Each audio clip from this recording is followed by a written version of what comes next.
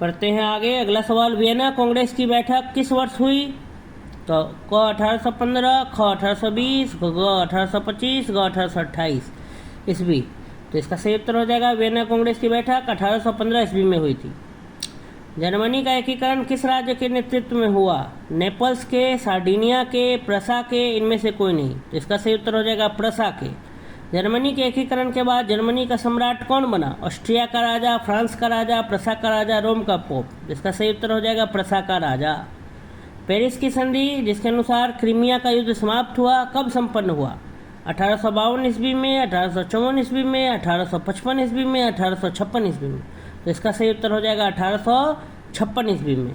प्रथम बाल्कन युद्ध कब छिड़ा? 1912 ईस्वी में, 1913 ईस्वी में, 1906 ईस्वी में, 1907 ईस्वी में। तो इसका सही उत्तर हो जाएगा 1907 ईस्वी में। अगला सवाल, 1917 ईस्वी की रूसी क्रांति का तात्कालिक कारण क्या था?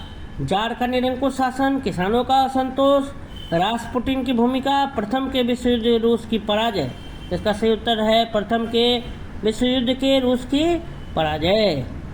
अगला सवाल, निहिलिस्ट विश्वास करते थे स्थापित सत्ता में, अराजकता, आतंकवाद में, जार के समर्थन में, संवैधानिक शासन में। इसका सही उत्तर हो जाएगा अराजकता में। नवंबर 1917 की बोल्शेविक क्रांति का नेता कौन था? Stalin, Lenin, Trotsky, marks. तो इसका सही उत्तर हो जाएगा लेनिन। नवंबर 1917 की क्रांति के बाद स्थापित सरकार का प्रधान कौन था? स्टालिन, रासपुटिन, लेनिन, इनमें से कोई नहीं। इसका सही उत्तर हो जाएगा लेनिन। रूस किस संधि के बाद प्रथम विश्व युद्ध से अलग हुआ? पेरिस की संधि, वर्साई की संधि, मॉस्को की संधि, वेस्ट लिटोवस्क की संधि। इसका सही उत्तर हो जाएगा वेस्ट लिटोवस्क की संधि।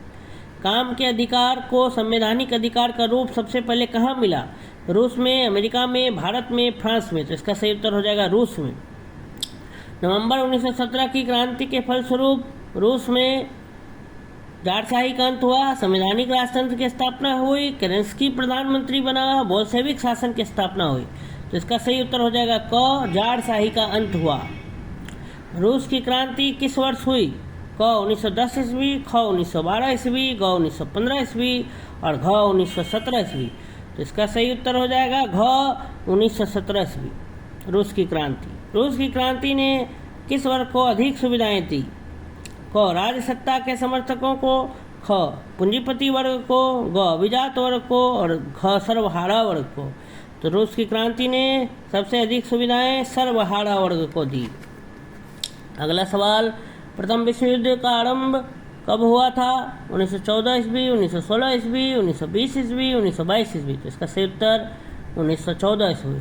त्रिगुट ट्रिपल अलायंस में शामिल थे इंग्लैंड, अमेरिका, रूस, France, Germany, Austria, Germany, Austria और इटली, या फ्रांस, इंग्लैंड और जापान। तो इसका सही उत्तर हो जाएगा जर्मनी, ऑस्ट्रिया और इटली। सर्वस्लाव आंदोलन को किसने प्रोत्साहित किया? रूस ने, जर्मनी ने, इटली ने, फ्रांस ने। तो रूस ने। इसका सही उत्तर रूस।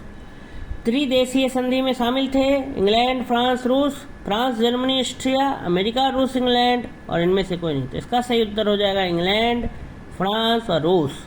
प्रथम विश्व युद्ध में कौन सा देश बाद में शामिल हुआ?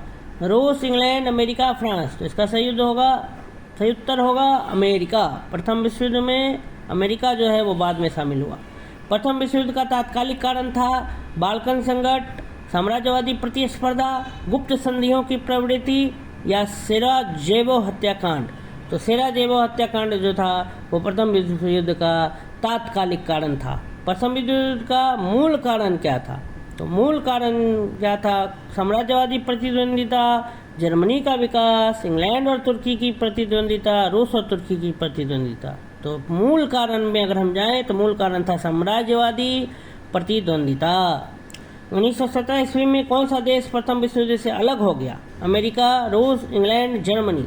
इसका सही उत्तर होगा रूस। प्रथम विश्व युद्ध में कौन पराजित हुआ? जर्मनी, फ्रांस, रूस, इंग्लैंड। तो जर्मनी। वर्साई की संधि कब हुई? 28 जून 1917 को, 28 जून 1918 को, 28 जून 1919 को, 28 जून 1920 को। तो इसका सही उत्तर